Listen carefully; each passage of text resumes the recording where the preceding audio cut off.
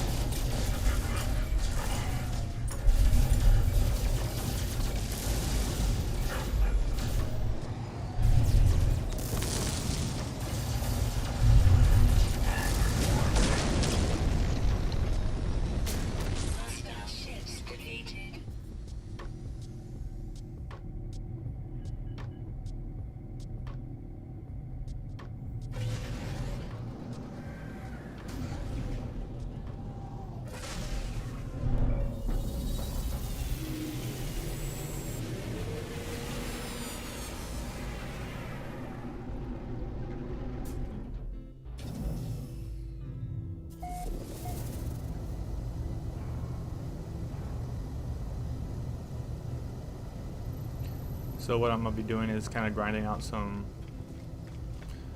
freighter upgrades. I hear that this derelict has a bunch of S-class ones when you go, and it's pretty quick to finish. So that's what I'm gonna be doing tonight. Let me know if the audio is good, if the music is too loud or too low, or if the voice, please. I'd appreciate that.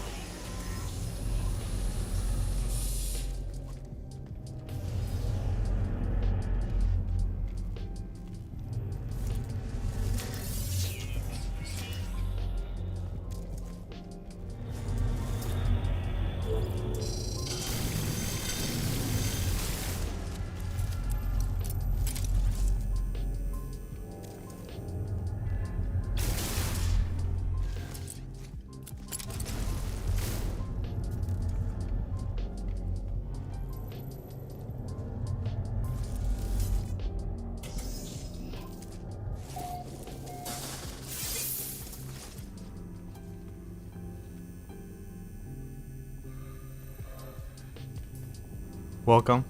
Welcome all, whoever joined. Hope you're having a good night.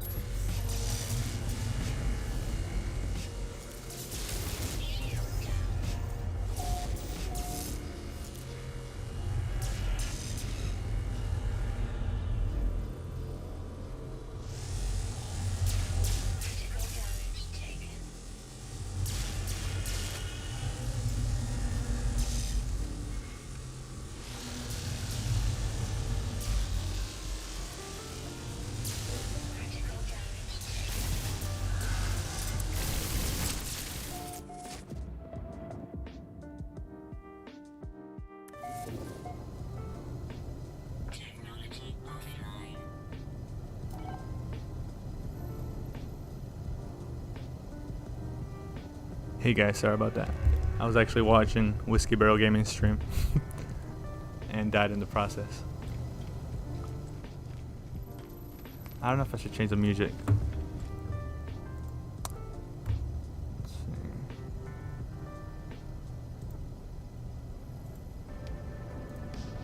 Yeah, it's a little bit more spooky.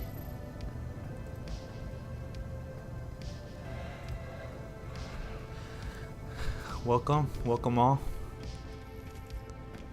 Hope you all having a good night.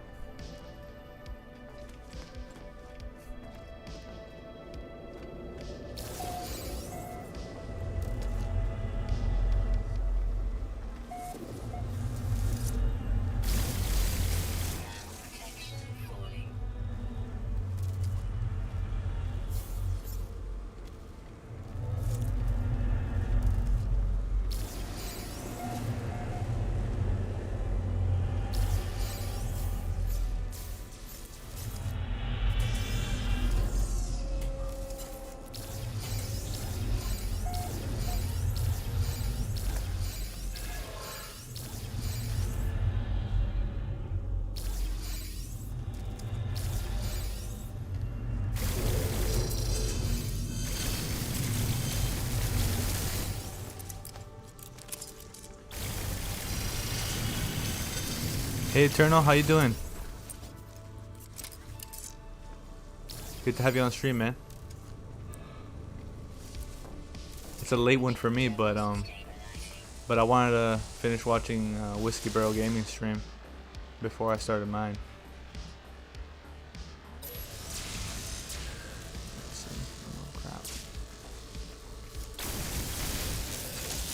Because I know a lot of the people who watch my stream are usually on his stream, so I didn't want to either take one or two viewers away from him, or so yeah.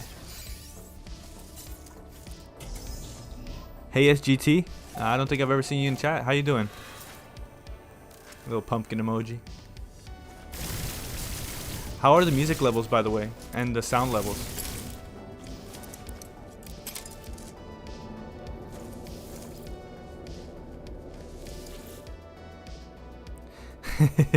Yeah, Eternal. I should have let him know, but I think I texted. I sent in chat, but that was when the chat was really busy, and I don't think he saw that I was gonna be streaming later.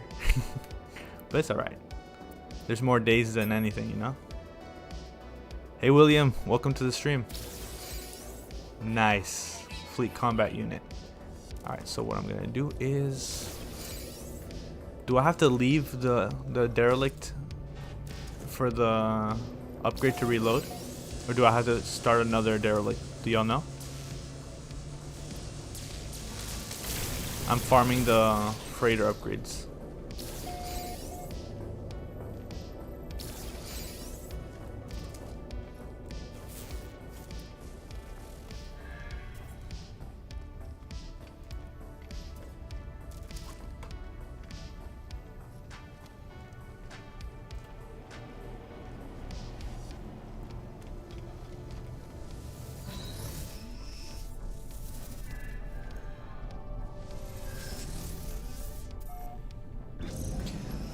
Let me see if I have another one of them.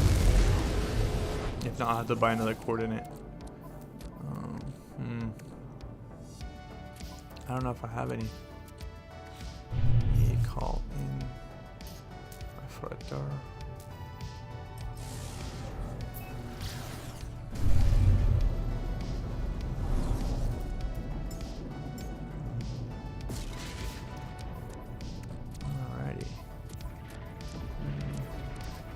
I don't think I have any. So let me see if I can redo the same one. Probably not. And if that's the case, I think it despawned. Yeah, I'm gonna just have to buy another coordinate. Or let me go to anomaly. The anomaly usually gives you, I think, one free one per day.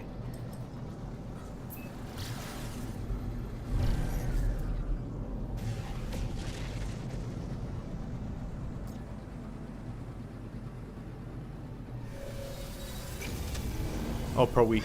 Right. Yeah, since I usually don't have any problem with money, I don't even go for the free one.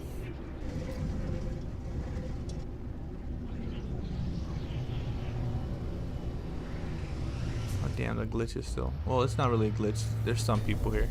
It just takes a second to load in. I know a few people on PS5. I don't see anybody in the anomaly.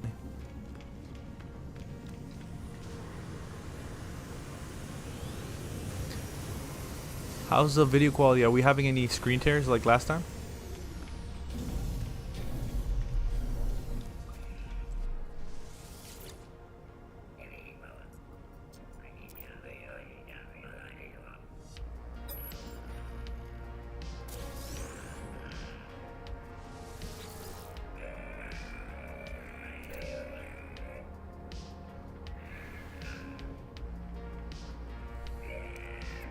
Hey bud, welcome Bud Green to the stream. Was gonna mention not so far. Thank you, William. Anomaly has been messed up all day for me on PS5. Yeah, I think there's something going on in the back, either in the back end or with the software. Did he give me one? Don't believe he did.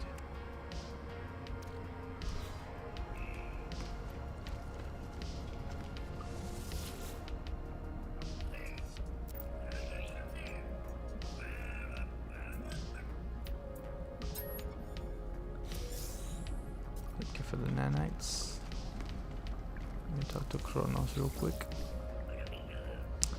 Eternal Darkness says on multiplayer, friends list would not populate. Yeah, I've noticed that some people have needed a taxi to the planet, the Earth-like that I found, and sometimes it takes a minute for me to show up on their friend list, like when to join me. But after a few minutes, it eventually did show up.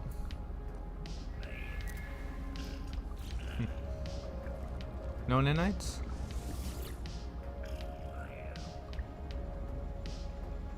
Oh, full sack. 5, 6, 7, 8, 9, 10. Alright.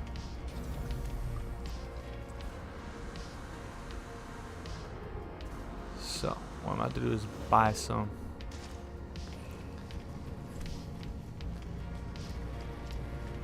Was on community stream for 3 hours. No luck. Oh, damn. It was at Zoo Gaming's.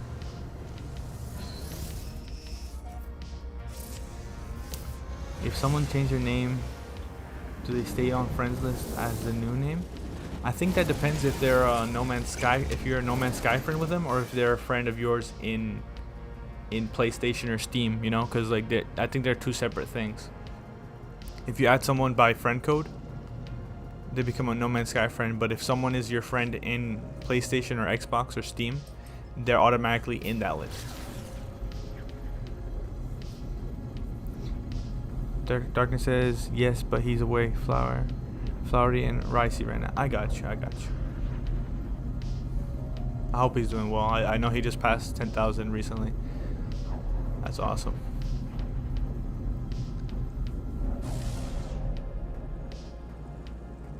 I think it's great that he does those community events and gets the community together. It's a really important thing.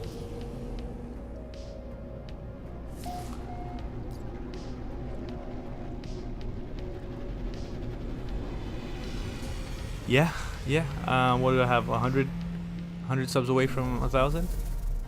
I'll be excited to finally get like $3 per video. That would be great for me. An ad revenue. Nothing crazy, but you know, something is something, definitely. Plus, I'm not doing it for the money right now. I'm just doing it because I like to make the videos. Okie dokie. There's some tainted metal. 60 million. I guess it's worth it because I have the money, so might as well just get more coordinates. Can I buy multiple at once? If so, that would be a lot more helpful than having to come back here each time. Yeah, I can. Okay, let me just spam by a bunch. Yeah, plenty of money.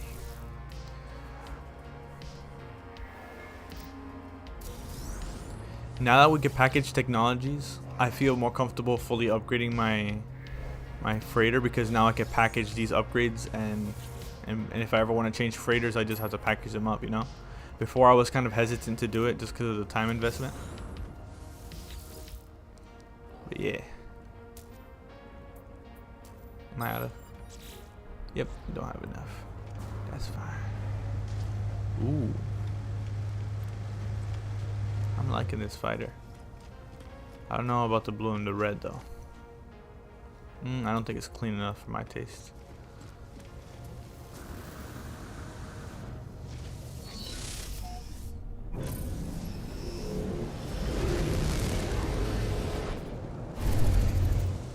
The changes in 4.05 Eternal.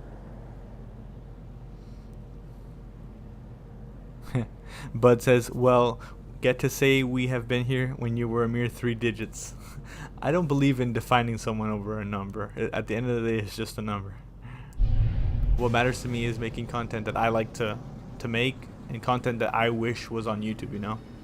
I think that was the main motivator for me to start making videos, is that like I wish someone would make a video on this topic. And then I'm like, wait, why don't I just make it? You know, because I already know about the old updates and stuff. So I decided, why not make?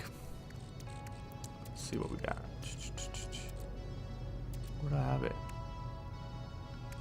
Did I not get any?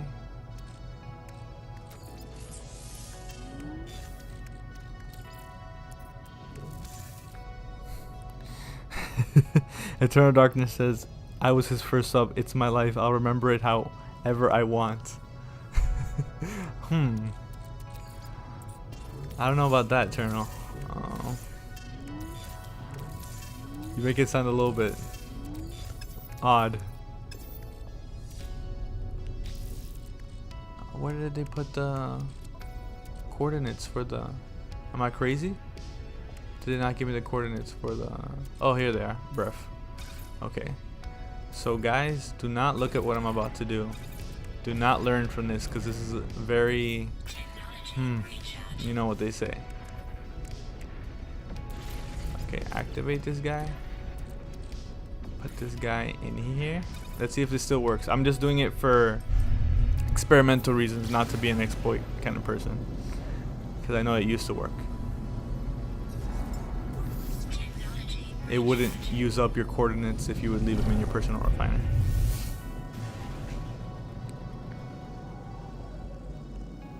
Ooh, the lighting on this looks sinister. Bud Green says, and that's exactly why you're going places. You do the content for fun and it shows. Well, thank you, Bud Green. I'd hope that that people would see it that way too, because if I didn't find joy in making the videos, I don't think it would be fun to watch them, you know? And you also say guilty, can't lie. I'm gonna see if it still works. If it doesn't work, then I know, and if it does work, then I know that's an option if I'm ever feeling really lazy and not wanting to grind out units again, you know? Because now I have to find another source of income besides the activated indium. I still haven't done that yet. I need to set up a crafting. Does this still? Nope. I was about to say, what if they stayed activated? Eternal Darkness. I test, in quotation marks, exploits too. Photon cannons at 335,000 DPS. That sounds like a super god tier ship kind of thing, man. Oh, by the way, let me show you guys. You guys already know about this, but the supercharged slots. So what should I do? Let me put I want to put this guy over here. Let me see. Okay, let me, oh, there you go. Well, that doesn't increase my damage potential that much, does it? It actually decreases it. It does, let me keep it here with the synergy bonuses, because I have 3 here that are grouped together, which is awesome for my pulse splitter. If you look, I mean, it's always been fast, but now it's like, it's ludicrous speed fast. Let me show y'all my, why does it say that there's, oh, let me see, my alien. This is the bolt caster on my alien with the upgrades, the forbidden upgrade modules placed on the supercharged slots and one of the S classes. Look at the fire rate on this thing. It's like a burst of like 10.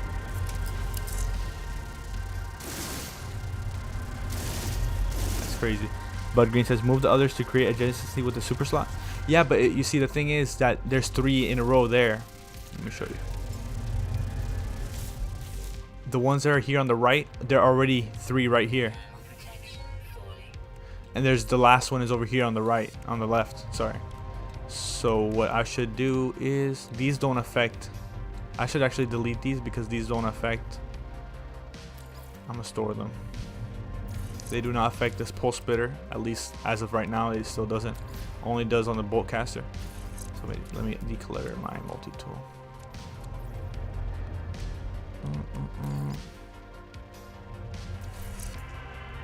So look, these 3 right here, this one, and this one are all supercharged, and they go from having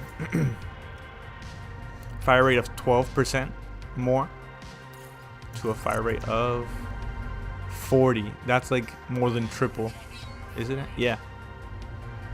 So we'll have these 3 here and this adjacency, and when I move this one here, what happens if I move this over here? Does that lower it? Yeah, it lowers it because this doesn't give any damage. It just enables ricochet, but having it next to this will make it. Actually, I think I might have more if I move this one here.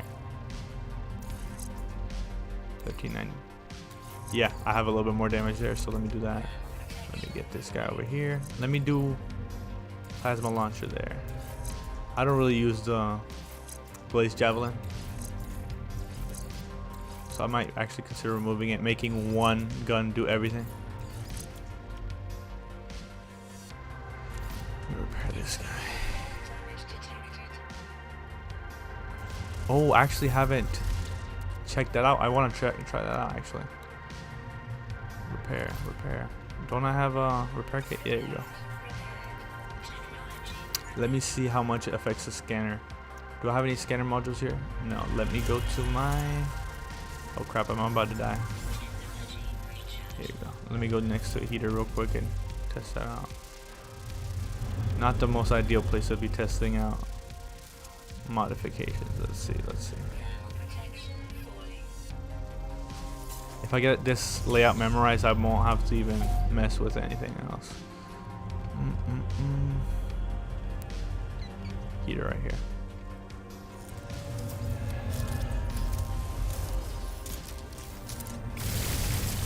Look how quickly it reloads when you have like bullets left in the clip. It's like almost instant. The green looks good on that. The green of the pulse splitter, you mean? Yeah, it looks nice because of the trim is also green, so it kind of matches well. Let me go to my... Is it this guy that has all the scanner upgrades on? Yes, I have the X class. So look, right. Oh my goodness. So it goes from having 10, and 4,000 to 12, 13, and 5,000. Let's see. This one does. Which is the one I have? Oh, okay. This one has the most. This one has 10,000, 10,000, and 9,700. Let me put that in the supercharged slot. Whoa. Okay. So what I'm gonna do is, this is gonna be my scanner. I don't even need a bowcaster in this thing. Wait, do I have good? Nah, I'm not even gonna worry about these.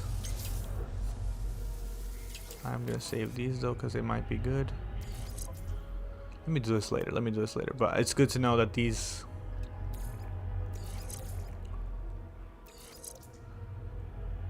have so much bonuses on it.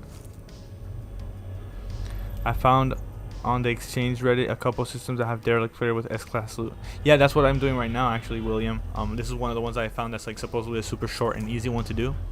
So I'm gonna be grinding it out tonight. What's a winner, Bud Green?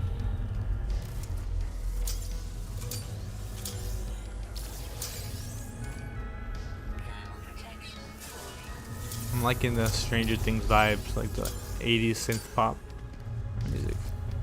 But I do have to look for another playlist because I believe I've been using this one for a minute. But it does match the derelict freighter vibe, definitely.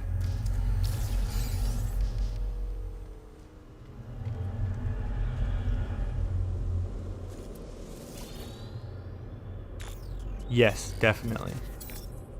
It's like, I want to see how much I actually get from a creature scan actually now. But I wish I had more than 4. But I guess I have enough. We have enough room to put everything into one. But I still want to have like one for scanning animals and one for combat. But I like now that we can have a fully upgraded mining beam and everything else all at once. What the heck is this dude? He's clipping into the wall. Oh hell no. Relax, bro. Oh my goodness, this bowcaster with no upgrades is like terrible. Oh come on. Crap, no, don't. Are you kidding me? Don't kill me. No. Oh my god, 1 health point. Do I have any meat that I can eat?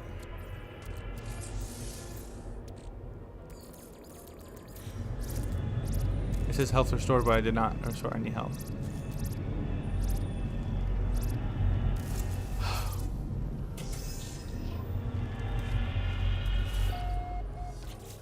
Do I have to pass it to my main inventory for it to...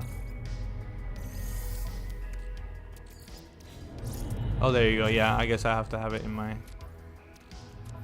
exosuit inventory for it to heal my health. And let me bring some more meat over if I have any. I believe I have either. I did a little bit more reorganizing in my freighter.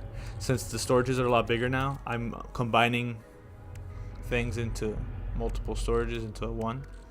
For example, my Sentinel and race category I put here, miscellaneous here. I put the alloys and the minerals here.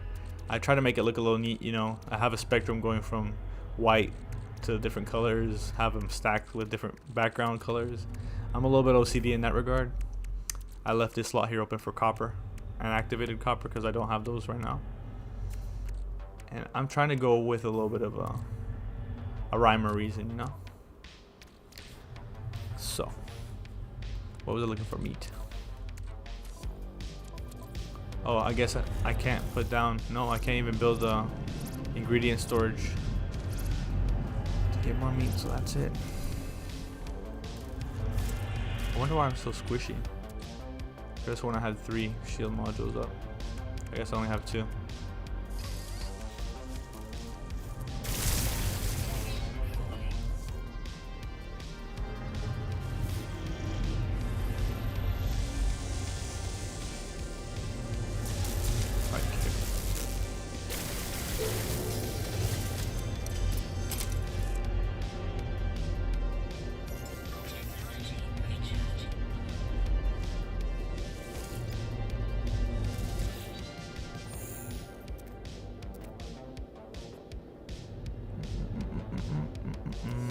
Deceased. That man is deceased. Oh, great. I have to find their credentials somewhere.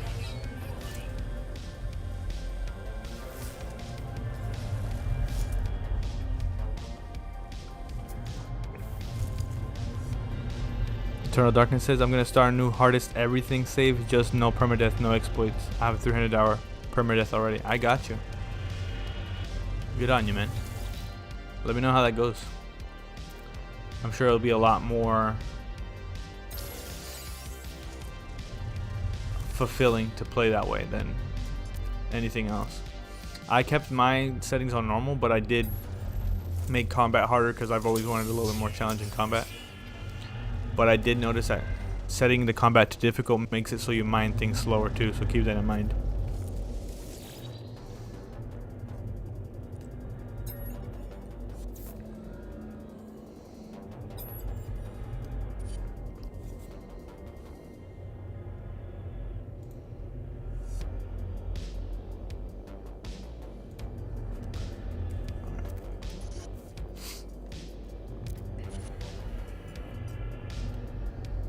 You died, Vision. You mean the lore that's showing right now, or are you talking about something else? Bud Green says, do it as a no starship challenge too, like icing on a difficulty cake. That's one way to do it. Another way to do it would be to never buy anything from a space station, even though that now they did it so that there's less survival necessary elements if you set that setting. For example, you could set it so that it doesn't sell oxygen and necessary survival elements. But I've seen that some people get pissed off by that. I'm like, if you want a challenge, buying things when you're at the space station is kind of like the easiest thing you can do. You don't really have to scavenge for resources. Let's see.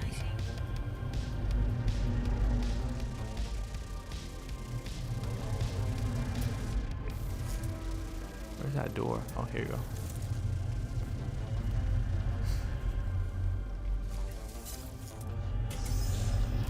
I have to mess around a little more with the supercharged slots and everything. Definitely.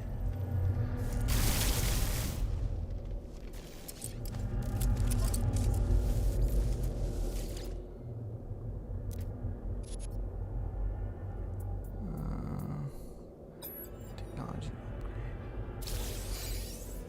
Exploration unit. Okay. Correct me if I'm wrong. It gives you an S-Class, but only in the fleet stuff, right? It doesn't give you like a S-Class hyperdrive module, or am I wrong? Or are there no hyperdrive modules of that kind? Because I have these, and that gives me 2,500. I guess that's it.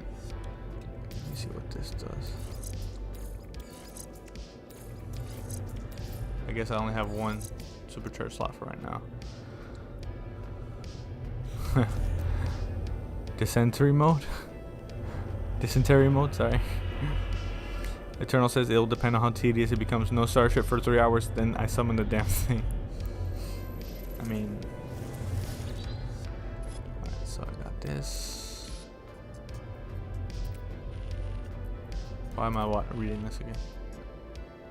Alright, let me get out of here. So...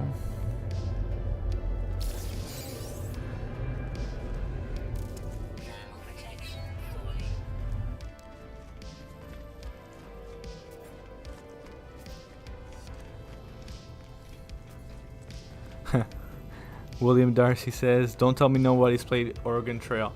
I've actually heard of it. I've heard a lot about it, and I've actually watched content about like the impact it had and like the narratives and stuff. But I have never actually played the Oregon Trail. Is it an old DOS game? Or one of those older? Eternal says, damn, you old. In my day, we played the Oregon Trail in real life. I was in the Oregon Trail. Alright, so is this guy here? Yes. Active. So does that mean I can activate it again, or what happens? You dive dysentery. Is it dysentery or dysentery? Every time. 55. Two Squirrels 69 says, does anyone know when the Switch will get the update? It usually takes a few days after, because Nintendo is a lot more strict on the certification department. Like, they send their build to Nintendo, and Nintendo has to like have whoever they have check the update, make sure that there's no thing that will brick your Switch, I guess. And I guess that Sony and Xbox are a lot quicker to fix that.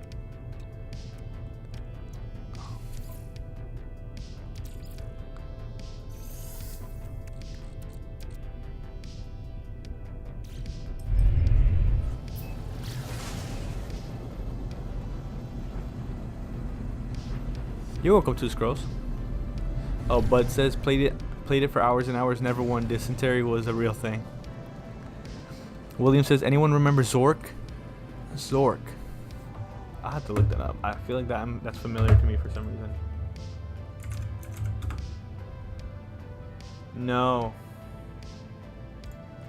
But I'll tell you the one game I did play, a text adventure game that was called it was based on the book Hitchhiker's Guide to the Galaxy. I played that as a kid. I hadn't read the book, so I was like a little lost, but it was pretty funny. So that didn't work, did it? I guess I'm gonna have to activate another one. If I could find it here.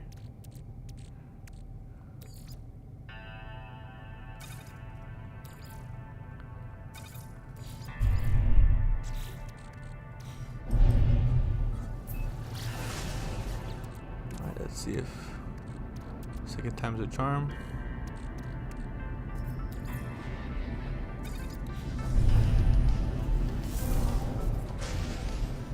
Text-based game in DOS.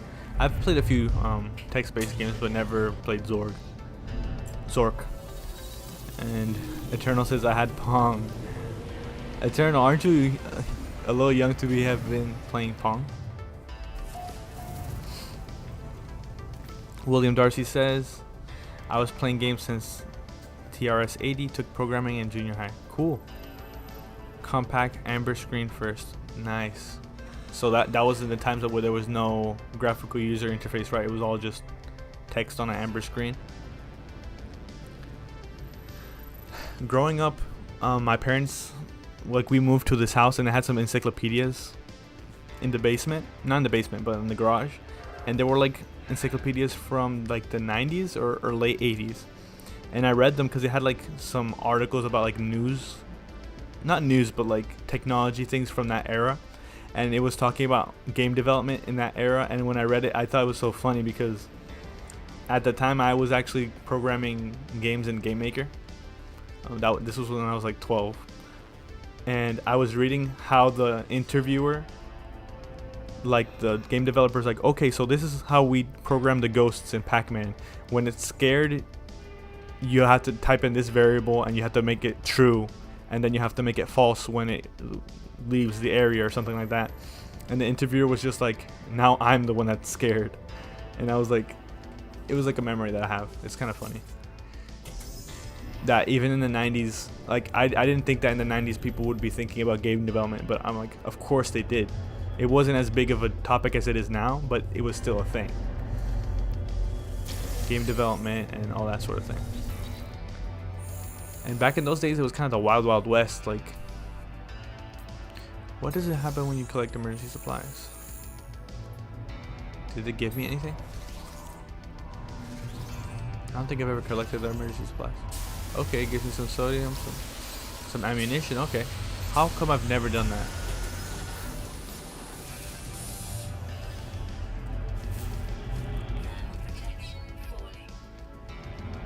So first thing I gotta do is rush and get.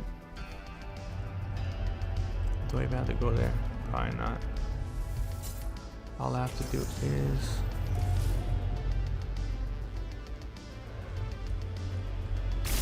get the credentials real quick and see if I can rush to the mainframe.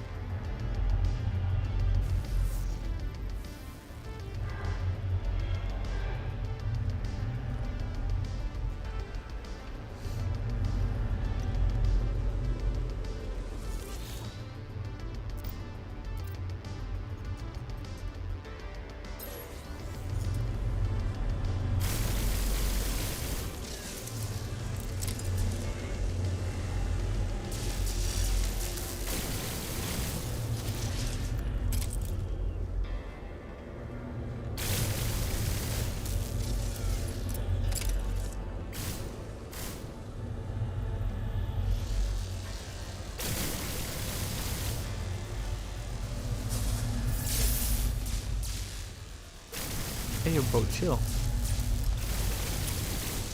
It's not fair that you're clipping in the wall and I can't hit you. I already got this.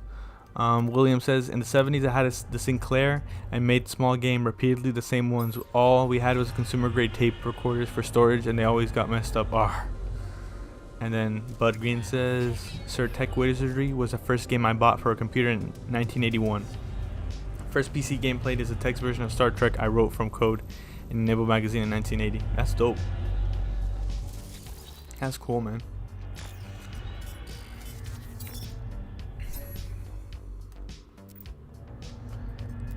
The first video game I ever played, besides like those little ones that you got at McDonald's, like the fake video games, was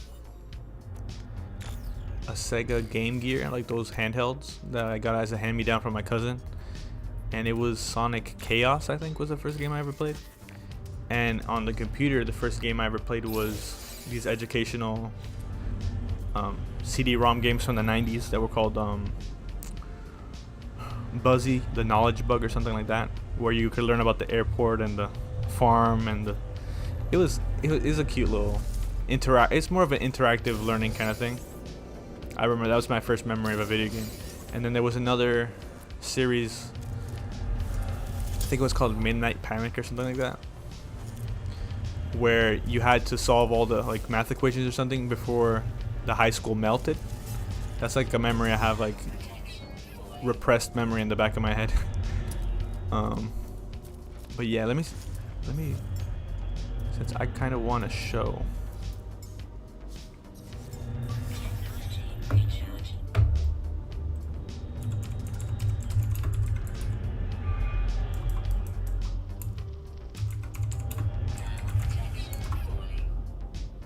Super Solvers, Midnight Rescue.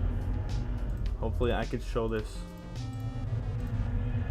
Hopefully I could show this on stream without getting copyright struck.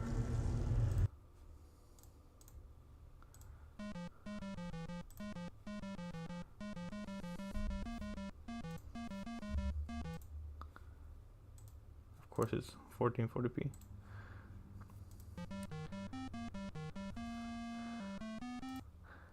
I think the version that I played was a higher res version with like more colors.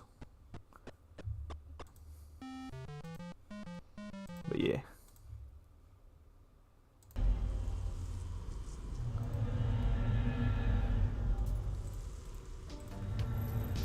That's just the first games that I played. I think well, of course, because I'm a little younger than y'all, but and they were not something that we bought. It was like something that someone gave to us. Like my parents had recently immigrated to the United States, and a family member was like, "Oh, here, you have a computer now. Here, play this. This is for the kids, you know." And it was educational, at least we could say that. But I love the aesthetics of those old DOS games and PC games. Like I want to get back into retro gaming. I might actually make content on retro gaming if I ever find something. I want to play the original XCOM games because I played XCOM 2, the reboot. I played it for a few hours. I didn't really blow me away. It's interesting, but when I watched a video by Retro Ahoy. Excellent YouTube channel, by the way. If you haven't checked him out, his name is Ahoy. If you look it up, he makes great professional content on retro games and like weaponry in games. And he recently made a video about the XCOM series, and it's very in depth, and it really made me want to play the original XCOM because it seems like there's a lot of strategy involved in playing it. And like you make decisions that affect you long term in the game, and it seems like I would be interested in at least doing one playthrough of the original XCOM. This is like the 1996. William Darcy says floppy copy the best way. You mean piracy? I love that the companies, like, obviously after the floppies and stuff, companies had very aggressive DRMs, and they made you feel like you're a criminal for as a kid having a copied disc of a game when all you wanted to do is you didn't have any money. What are you gonna do, you know? Someone gives you a copied version of Monkey Island or something, or where's my shit back? Right here.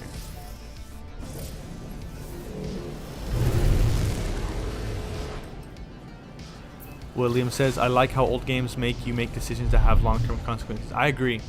It teaches you the importance of like the butterfly effect, where like early game your decisions have a huge effects in the late game. So if you don't have a good start, sometimes like you mess yourself up.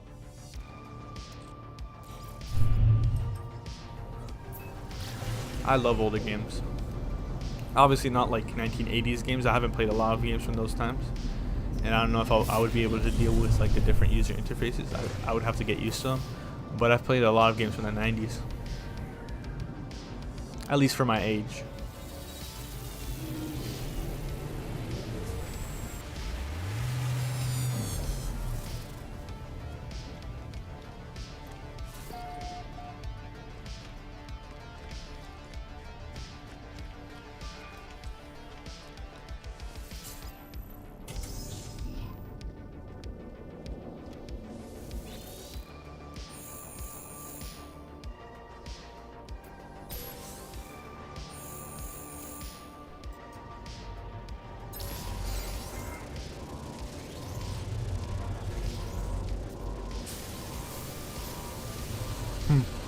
Eternal Darkness is Morrowind. You killed the wrong dude, you screwed the damn world. I'm paraphrasing. Nice. Now I feel like modern games, like, they have to baby you and hold your hand and be like if it is an important decision, they'll put in big quotation marks. This is an important decision. And I'm like, how about you respect our intelligence and let us decide for our own selves if something might be important or not.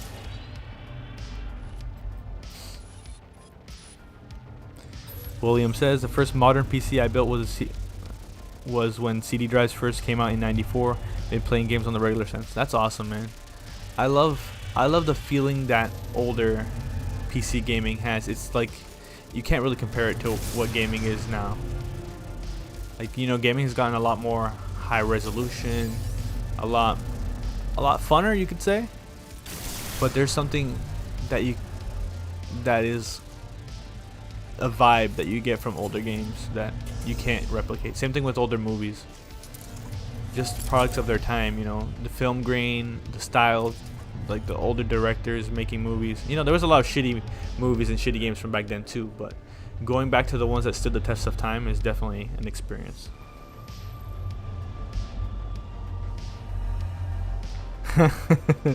Eternal Darkness as he streams No Man's Sky. What do you mean that this game holds your hand or doesn't hold your hand? I feel like it kind of does tell you, hey, this is going to be an important decision, like for example in the Artemis quest. But apart from that, I don't think it really holds your hand.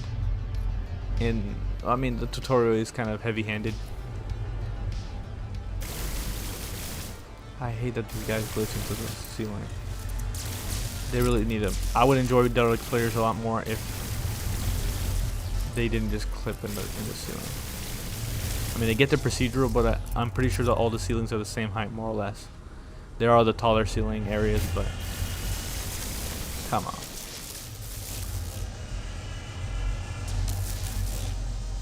Where you at? Where you at, buddy? These guys are more of a nuisance at this point than a challenge.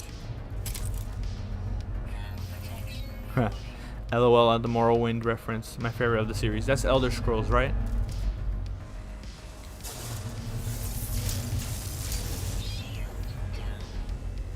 Where are you at, buddy? Why are you hiding?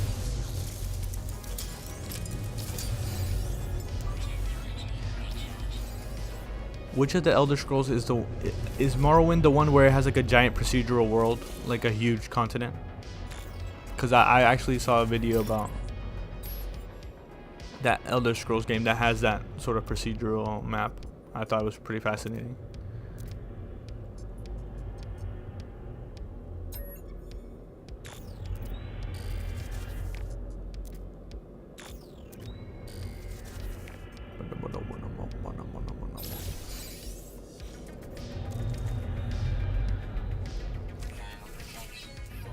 Oh, Daggerfall.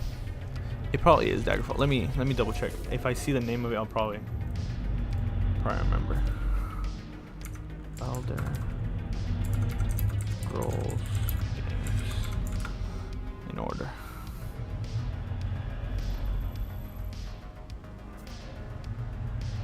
Could have been Morrowind.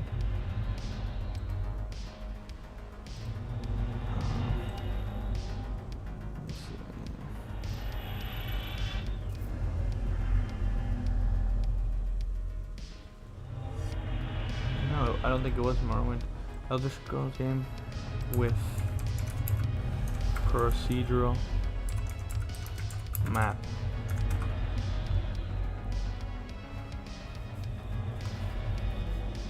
Elder Scrolls 2 Daggerfall. Yeah, it was Daggerfall.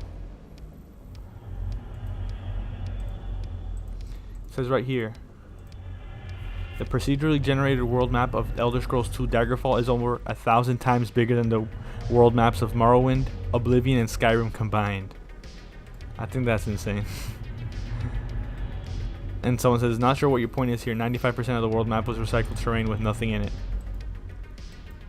I guess it was more of like whether they could do it instead of whether they should do it.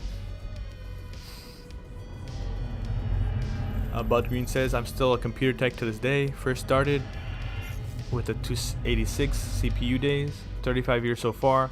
The changes in technology has been a whirlwind to be part of over the years.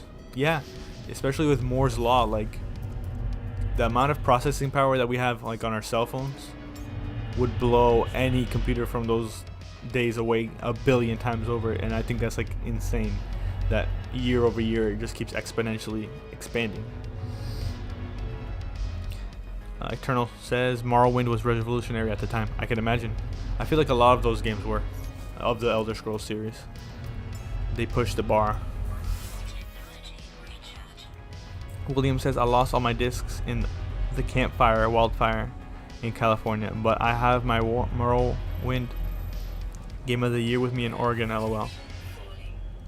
So I would have it in case something happened to one of my PCs. I live both places. I got you. Morrowind had the vampire expansion. Daggerfall 94 was the first. I got you. Eternal Darkness says, listen to Morrowind's main theme. It's fantastic. So is Oblivion's. Do you think I'll get copyright struck if I listen to that? If I put downstream? Let me just try it and see what happens. What's the deal? You know, what's the hurt in that? Arena was the first. Oops, was the first time I used a hex editor to modify save games. I got you, William. Eternal Darkness says my dad has a 2010 PC. The 2700K has 1,000 times the transistors. Let's see, YouTube. Want to listen to it real quick.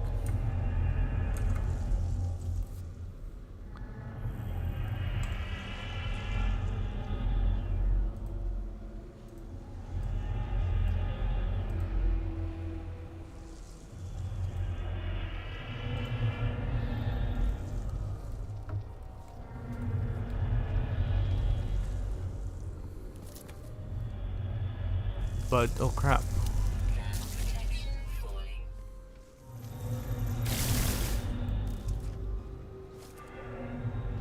Let's see.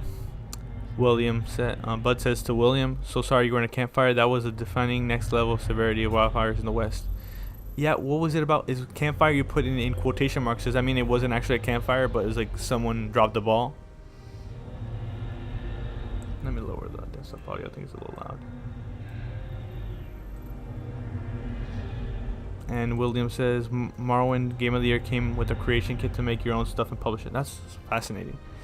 Eternal, you aren't monetized, does it matter? If so, don't.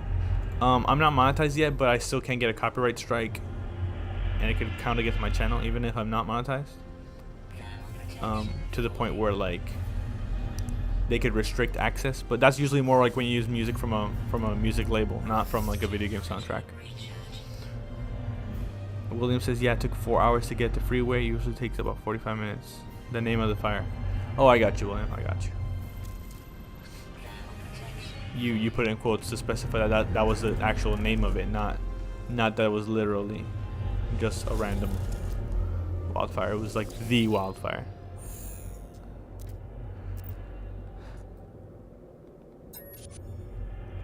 I'm sorry to hear that, man. Imagine how much it would be like devastating to lose so much like physical possessions in a fire. I could only imagine, man. That theme was rather majestic. It was. Alrighty.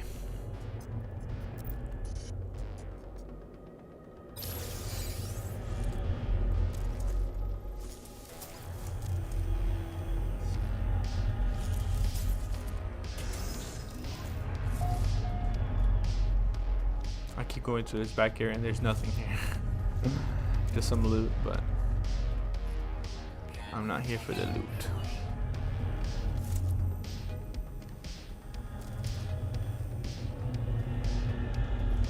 William says, well, I'm a man of few needs and wants, so I didn't lose many things, just a few nice things. I got you, man. But still, it's a terrible thing to happen. But thankfully you survived it, you know? That's the most important thing. Eternal Darkness says, I downloaded a PlayStation mod to put Morrowind's music into Skyrim. Nice.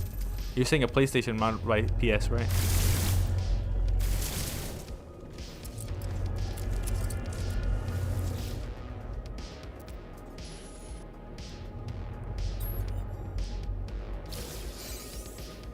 Okie dokie. Gotcha, man.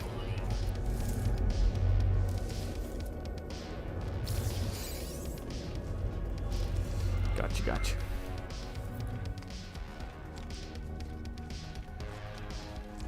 I really want to get into back into retro gaming. Like, I don't know how, if you guys think emulation is taboo. What do you think, William? Emulators has been the only way I've played a lot of older titles because I don't have any hardware to speak of.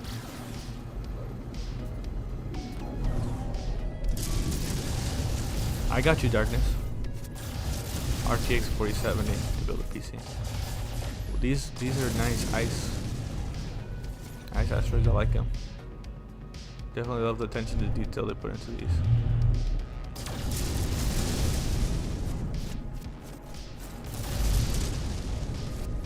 Alright. Or AMD equivalent. I got you. I need to move this because I do not need 50 toxic resistance. Okay.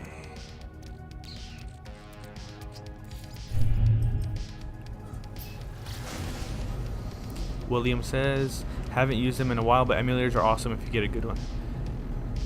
Yeah. Funnily enough, actually, let me respond to Bud Green. Emulators are the bridge that allows you to enjoy games we did in our youth. Oh crap.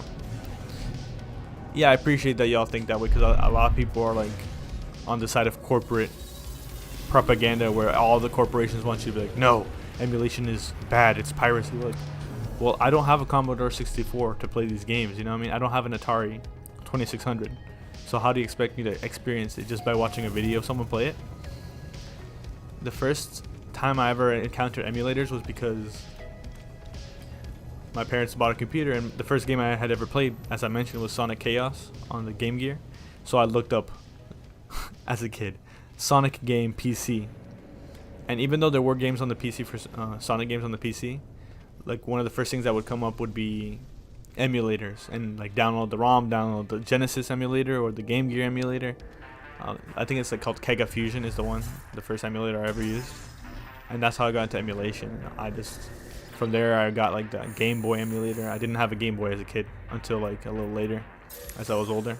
I played like a lot of the Pokemon games. Game Boy Advance. Keep in mind, that's how young I am. I grew up with the Game Boy Advance.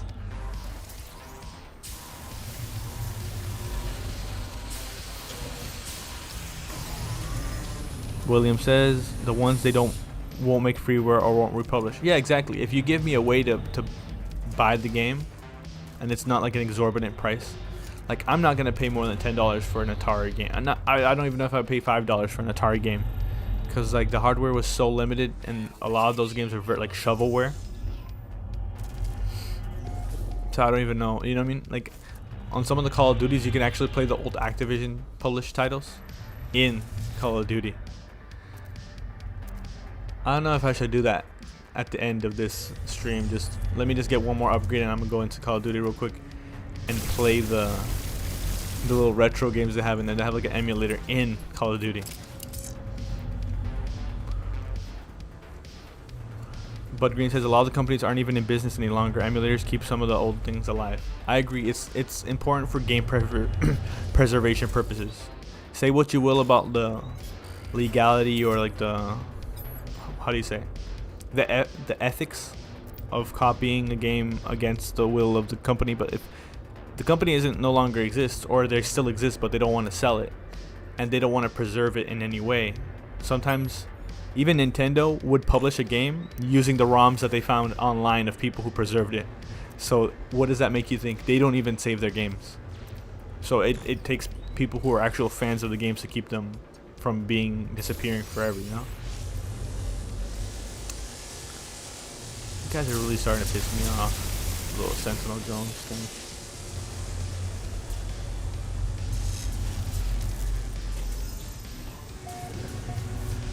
Not even engage with them. Let's see. Eternal Darkness says Nintendo won't remake My Namesake or make a sequel or release a patent. Eternal Darkness is a Nintendo game, right? Eternal Darkness?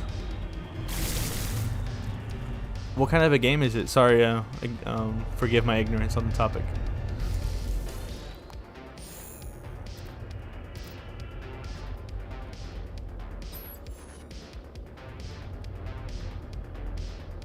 Okay, let me get some.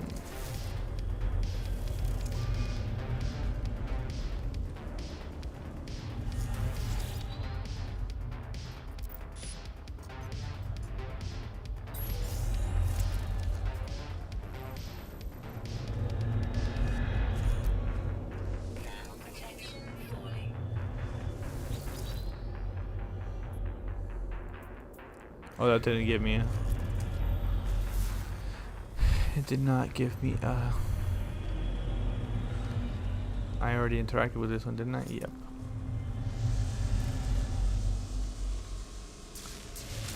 Oh, crap. Where are you firing at me from?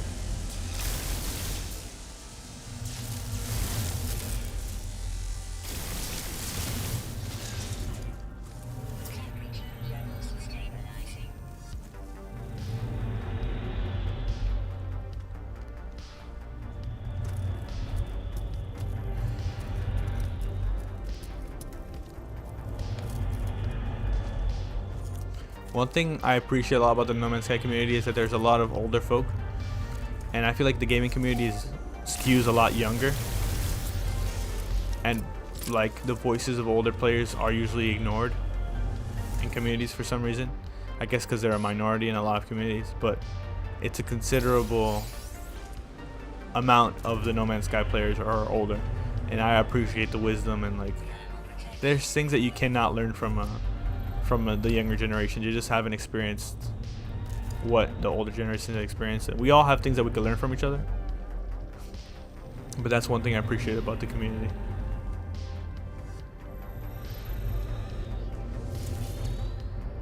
And about the game, that it attracts an older audience means it speaks well towards the people who play who are younger. It means like, hey, we can all share in this thing, and it's not like a childish, even though you could say like all games are childish in a certain sense of escapism, but the way that it appeals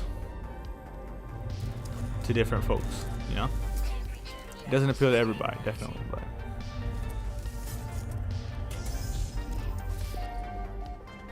not going there. How many times do I have to go through the same hallway before I realize that doesn't have anything there?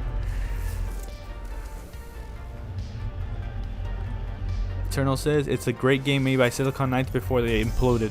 You play different characters in chapters throughout mankind since ancient Rome to stop evil gods from destroying the world? That sounds kind of awesome. I feel like I want to play that. If I play that on stream, I'm gonna dedicate the stream to you, Eternal Darkness.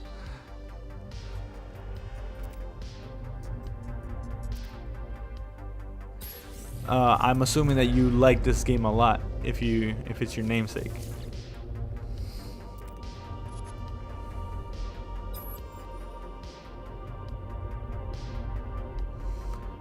Bud Green says that's how it's most like Minecraft, I think. Ageless. Hyperdrive, there you go. I guess you could say that, Bud Green. I definitely say that Minecraft has a huge audience, but I'd say that there's a higher percentage of young, like as young I mean like kids playing Minecraft than there is No Man's Sky. Just I think more because of the accessibility.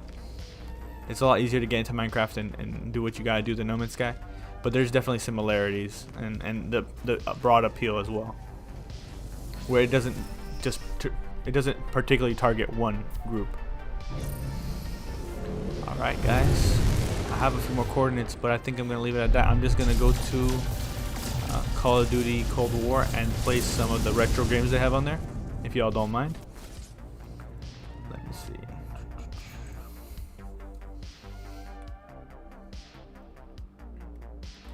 Let me see if it auto saved first. 17 seconds. Okay, perfect.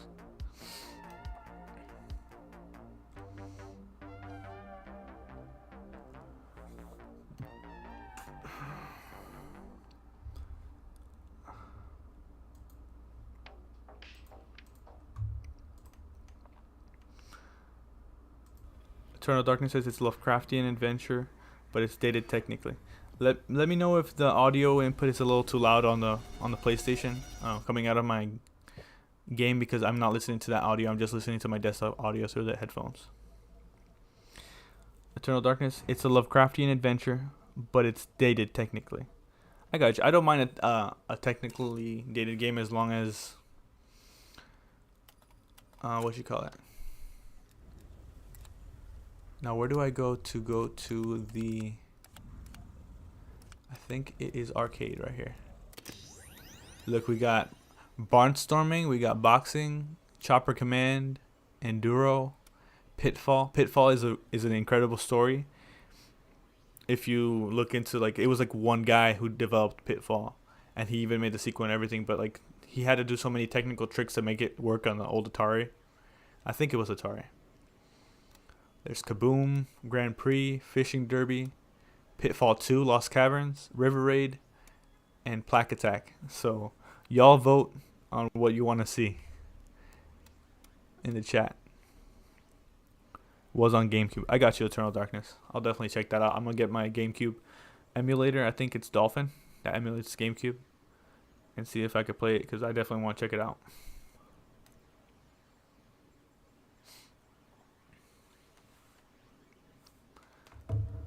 Pitfall was awesome. Yes, William, I agree. And like the development story of it is also very interesting to me. I think I can make a poll right here. So I'm gonna put Pitfall.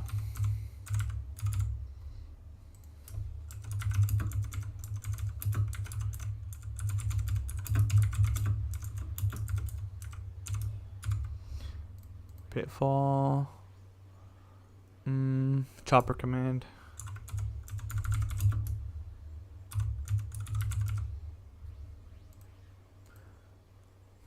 I haven't played Plaque Attack. I don't know what that is, but I'm gonna put it as an option.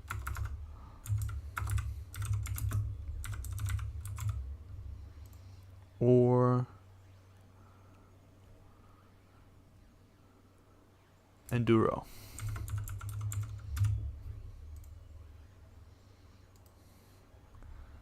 Let's see.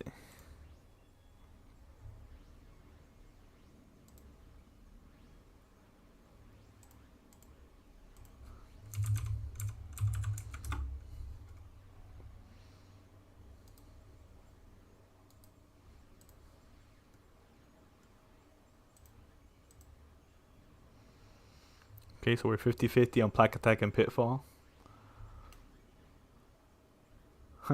Only because I've never heard of it. You've never heard of Plaque Attack, Bud Green?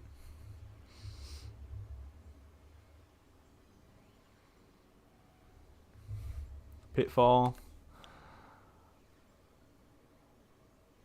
Okay, we have, I think, 7 people in here, so I think 3 votes is a pretty... Oh, you've never heard of Pitfall?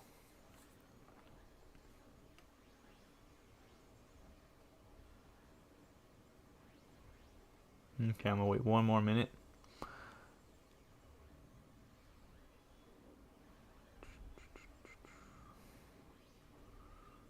Alright, I guess I'm gonna go with Pitfall then.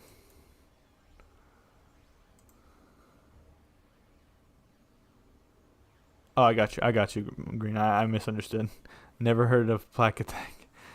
I'm gonna play Pitfall and then Plaque Attack. How about that? Let me turn up the volume a little bit so I can hear what's going on in here. Keep in mind I haven't played Pitfall in a minute, so I am possibly gonna die a lot. Oh crap, oh crap.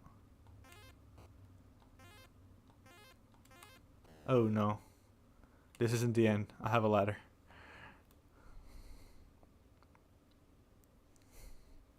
Best pickup line ever. You have a lovely smile. Where did you get your teeth? Huh, there's an implication on that. Oh.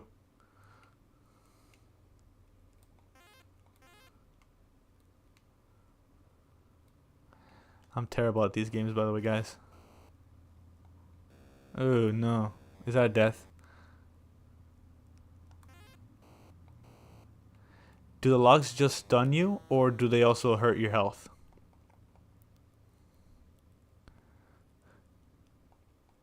Come on. I think there's another button to... Oh, no. I'm pressing the jump button. Oh, okay. I think I just have to...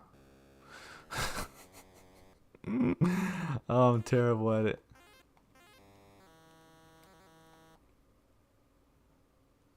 Do I just have to press the side button while I'm here? Oh, there you go. Alright, alright. Do I have to hop on their head? Oh my goodness, I think I died for good. Game over. Alright, alright.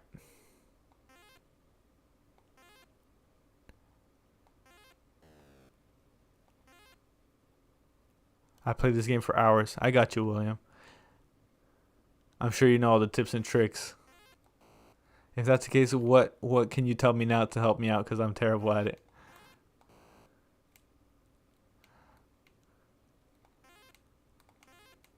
Oh, Lord. Don't tell me you could. Don't tell me you could walk around the holes, because then my whole life has been a lie.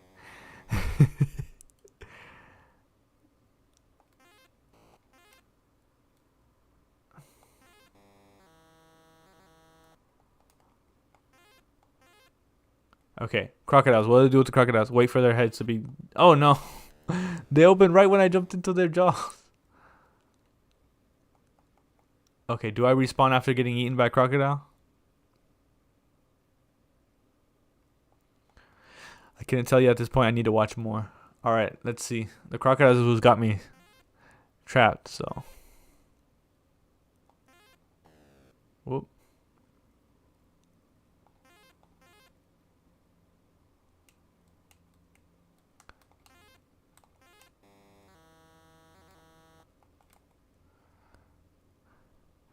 This was like being Indiana Jones back then. This is what Uncharted was for the younger generation. Well, I mean older generation now.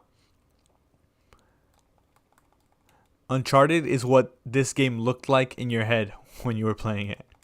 And why isn't it letting me jump off the damn thing? There you go. I know that controls were a lot more clunky. Oh Lord. Okay, if you get eaten, you die for good. But if you fall in the water, you respawn. All right, all right. No. I'm ready. I'm ready. Okay, there you go, guys. All right, all right, all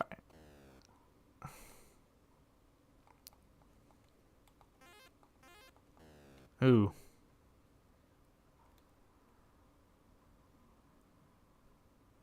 Where are all these logs coming from is my question. Okay. Okay, okay, okay.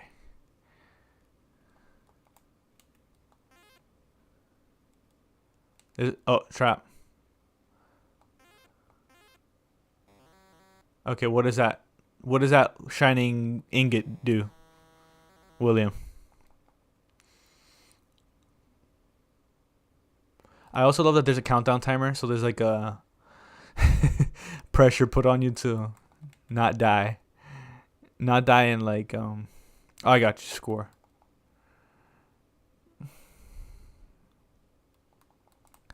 Donkey Kong before he bought the Barrel Company. Ah, I see. Oh that's bullcrap. What the hell? Don't tell me that's a game over. I think that's a game over, guys. Let me try again. I'll tell you one thing. These older games are a lot more addicting than a lot of newer titles. Like I've played a lot of newer titles. For example, Ghost of Tsushima is a great game, but it didn't hook me. I played for I'd say like 5 hours or 6 hours, and you could probably say I had to wait until the story gets better and everything. But these older games had the hooks. No, they were unforgiving. I agree, and their hooks were a lot more hookier. I don't know if that makes any sense. I like the Tomb of King Tut. So many levels. I got you. Did you ever play Prince of Persia, William? That's a game that I had on an old Motorola phone. Actually, that might have been the first video game I actually played on any sort of device.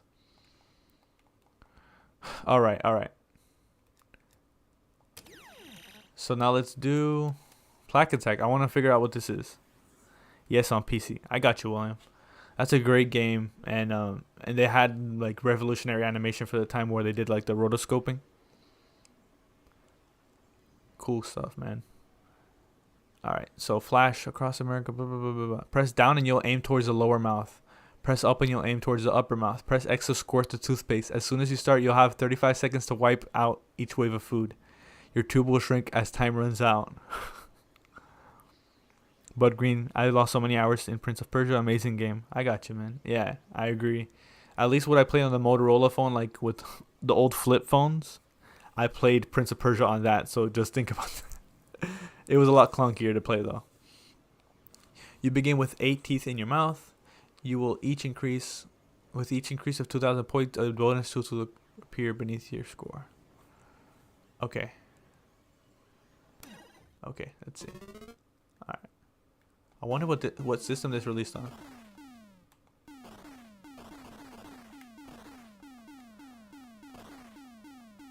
Revolutionary No Man's Sky gameplay right here. Alright, this might be a little bit easier than Pitfall. Alright, I got the habit of it. I had to use the D-pad instead of the what you call it? The analog sticks. This feels like a game that I would make in Game Maker when I was a kid. Feels simple enough. But I'm pretty sure it was a lot harder to program back in the day.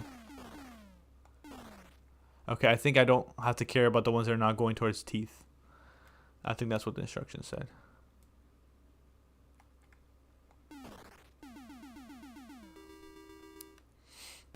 It's actually pretty fun.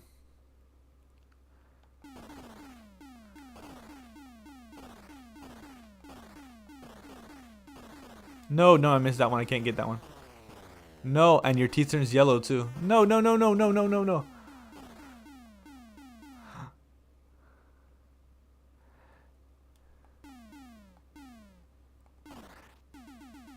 Yep, 80s gaming here. Destroy junk food with toothpaste. Exactly. That's how it works, you know? Oh, Lord. Okay, now it's got difficult. My poor teeth. No. Strawberries? What's wrong with strawberries? I guess they're full of sugar, I guess, but... Oh, damn. The strawberries are killing me. Do I just have to survive with all my teeth per round, or what's the deal? I guess so. It was fairly simple to make these games. There's these kinds of games I made on the Sinclair. I got you. Yeah, gaming has become a lot more complicated development-wise. Like, I could only imagine how much code went into No Man's Sky. It's more of a code-heavy game than an asset-heavy game, you know? Because most AAA games now are mostly asset-heavy, along with coding, but like most of the budget goes towards the asset development and the pre-production. Oh, donuts! Holy crap! Why is this guy eating so many donuts? And why is a toothpaste tube in his mouth shooting at the food? Shouldn't it be like a toothbrush? The head of a toothbrush or something up here? Oh god.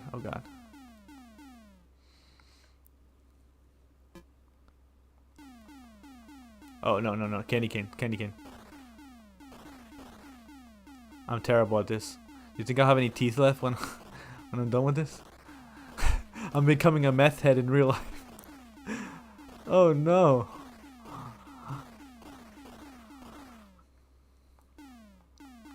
Come here, you little straight candy cane. Okay, I'm running out of paste. Oh, I'm dead.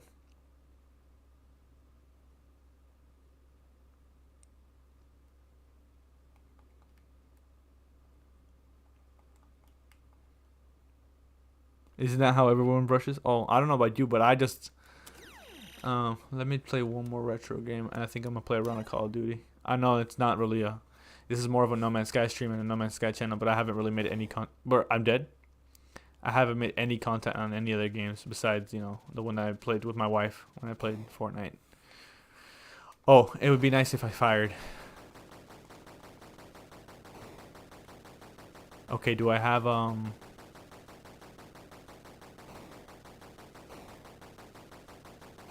Bruh. Call screen color XY to see if one thing... Call the screen color XY to see if one thing collides with the other. Then it's a hit. Miss or collision, go to appropriate code line. I got you. Hangman flossing simulator. I'm out, everyone. Have a great one, Nola. Oh, you too, man. Thank you for joining the stream, bud.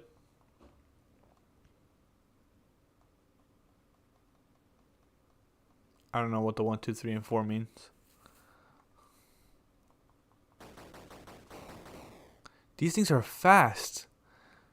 Can I? Okay, I think I could just stay still and let them come to me.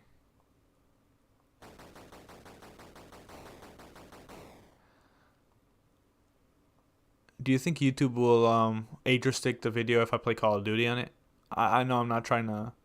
My streams don't get that many views regardless, but let me go backwards real quick. Maybe less things spawn on this side. Nope. This game is incredibly difficult.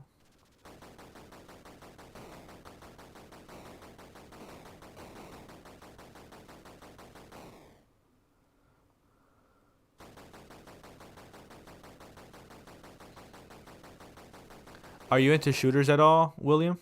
Like, do you play Battlefield or any sort of I know Escape from Tarkov is a game that's making headlines right now. It's like a looter kind of experience, like a roguelike almost. I think age restriction is for stream antics, not game. I do know that some people got restricted when they were playing Mortician Assistant, but that's one where you like cut open bodies and put embalming fluid in them, so I understand that. I got you, William. I really wasn't into much of them either. But I recently been getting into Call of Duty. I know that's like the most generic shooter game there is. Like, a lot of people don't like it. And I used to hop on that bandwagon too and be like, oh, I'm never going to play Call of Duty because it's so generic. All you do is shoot people. But once you get like, you start playing, you get like a little bit of skill in it. I'm not very skilled at all in it. But it scratches a certain itch, you know? But I'm definitely not good at this game. So I'm gonna do domination.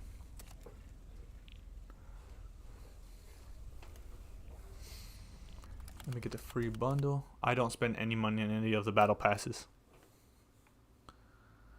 Let me know if there's an echo with the audio, because I am playing with the speakers on my TV on.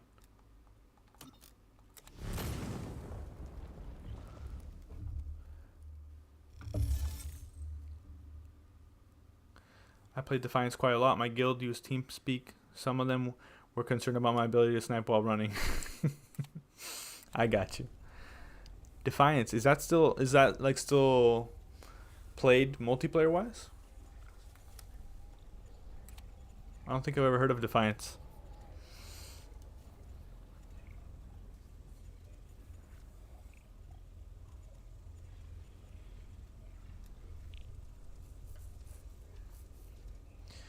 Keep in mind, y'all, I also don't have my headset on. I only have my headset for the desktop audios, so my spatial awareness of where the enemies are at is going to be terrible. It went on to be Defiance 2050 for a while, then went away. I got you. Oh, damn. Damn, I actually wanted to try it out.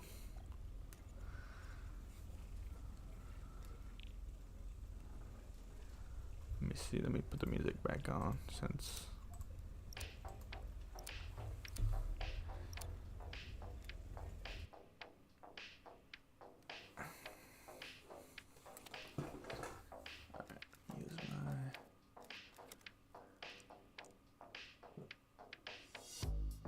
Was released with the Defiance series on Sci-Fi Channel. I got you. Is it like a sci-fi kind of shooter then?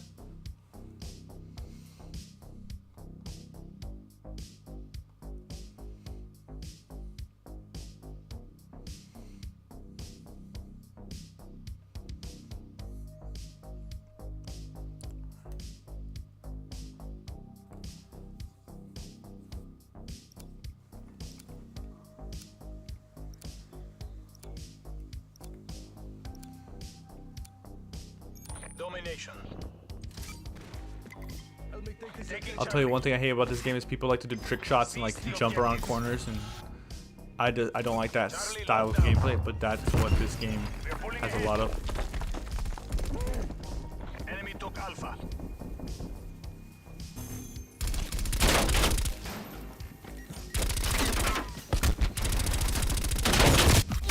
Damn.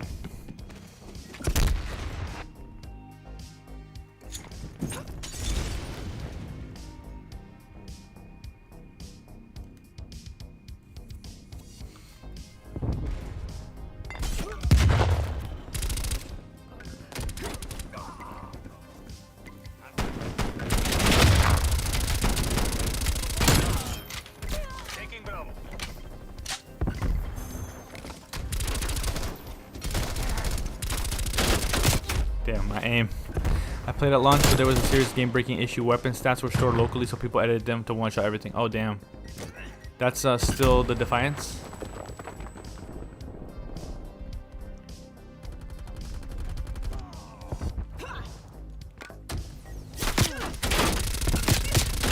Securing B. B secure.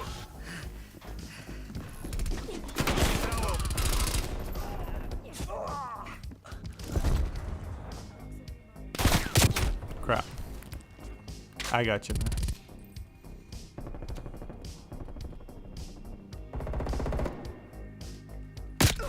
Oh, crap.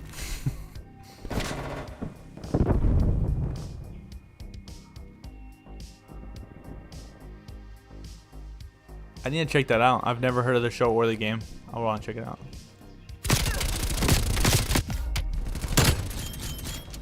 Damn, that was terrible.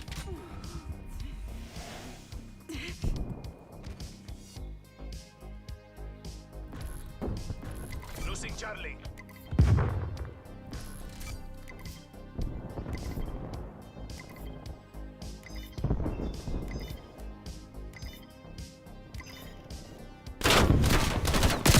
Crap, really? I've never tried to cheat in online games. That sucks. Yeah, that's terrible to do. I agree. Of all the things you could do with your time to cheat in a multiplayer game. Oh, damn. Why did they get me with a sniper, of course?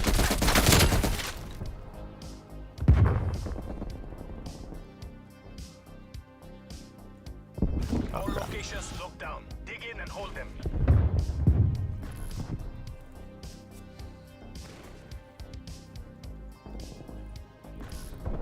Losing Alpha.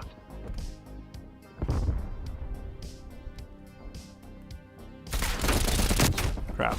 We lost A. I should actually take cover instead of just blindly running into Losing B. open spots.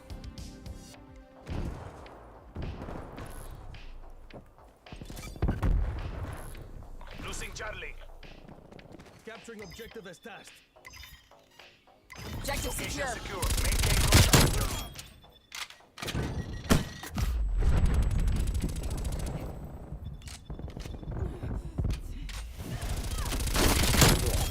Losing C.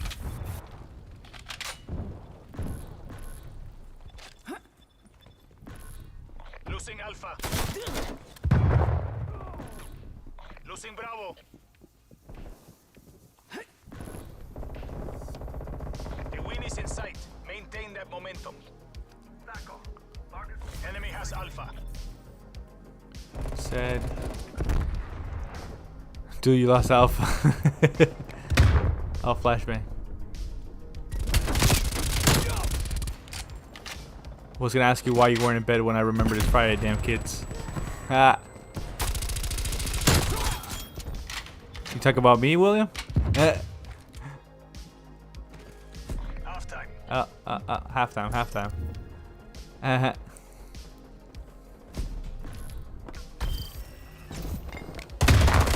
Yeah, if it wasn't Friday, I would definitely not be streaming at this hour because I gotta sleep.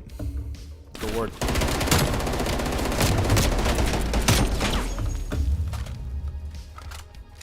Switching sides.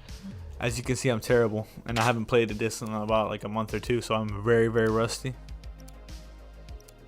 I got an invite to the closed Skull and Bones beta tomorrow. Awesome, Eternal Darkness. That's kind of like a Sea of Thieves style gameplay, right? Like pirate game. A secure. We are taking control. Let me take off the headset because the music is distracting me. Enemy took Charlie. Taking B. Oh crap.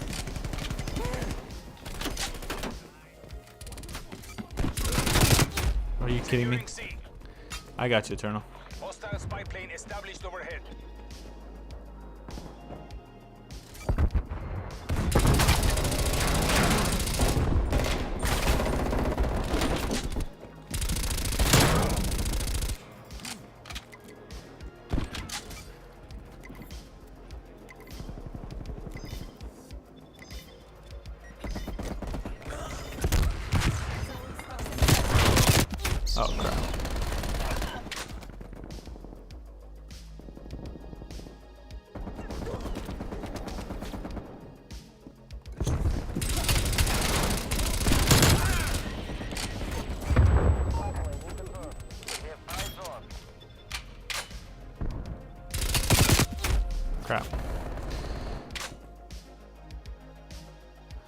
I need to learn to pick my battles better.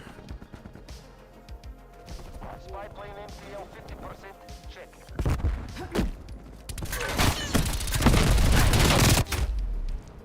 For example, I just like to jump into the middle of a contested area. Thanks for the work. Taking Spy Bravo. plane terminating overflight.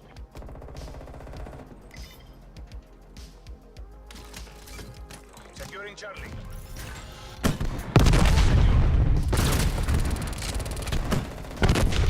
Losing Bravo.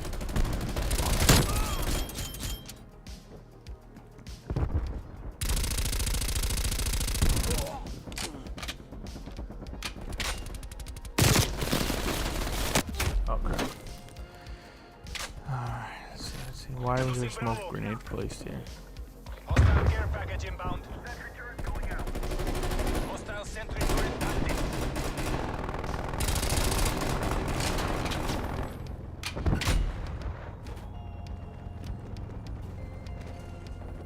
Throwing some tanks.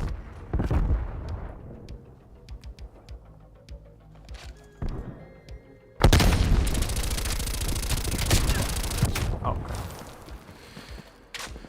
That aim. Terrible. Losing Bravo. Losing Bravo. Losing Alpha. Losing Alpha. Taking C. Enemy down. All locations locked down. Dig in and hold them. Losing A. We lost A. We lost A. Oh, nice. Good night, Eternal. Thanks for joining the stream, man. Securing A. Sidred. Napalm strike inbound.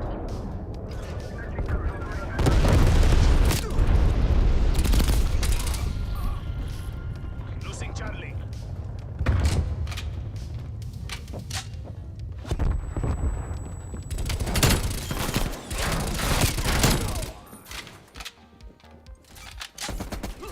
Taking A. It's not your day.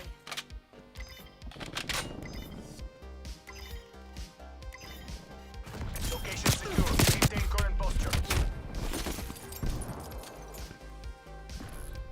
Losing Charlie.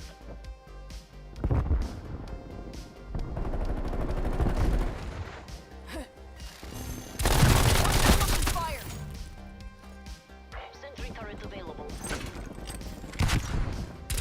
Crap, scare me.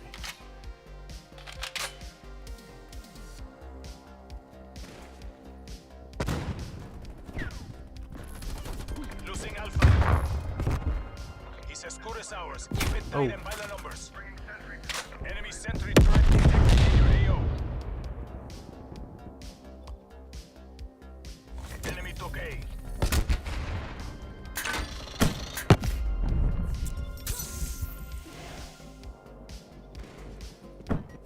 Victory. That's the win. Nice. Good work, hermanos. That's a wrap, folks. Good work. Alright, y'all. That's a wrap, folks. Granting proximity Thank y'all for mine. joining the stream. I know it was a little bit of a different kind of stream. Went a little bit into retro gaming and a little bit of COD. But I hope y'all have a good night. I'll be making content again really soon. See ya, William. You have an excellent weekend, which already started for me because it's already 12 o'clock. All right, y'all.